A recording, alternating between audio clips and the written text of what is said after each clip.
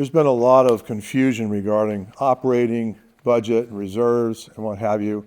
I know that the board minority has had to explain to them a number of times.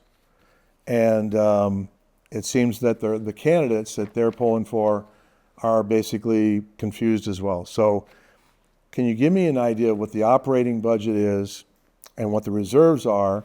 And then if we were going to do a major road project where we're doing asphalt or we're doing slurry or what have you, that gets into the hundreds of thousands of dollars, where does that money come from and why? So essentially, we're talking about two civil codes here. The first one is 5510, and that applies to your reserve account and what you can use that money for.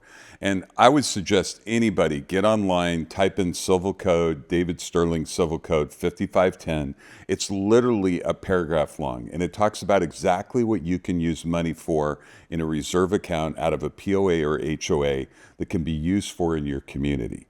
5515 address what happens if you need to move money from your reserve account into your operating account to pay for expenses.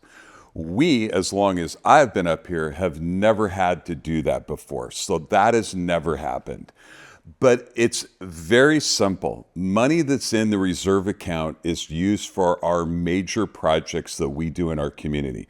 If we have to lay slurry on 3 miles of roads, then that comes out of the reserve budget. If a sign gets knocked down and broke, that comes out of the operating budget.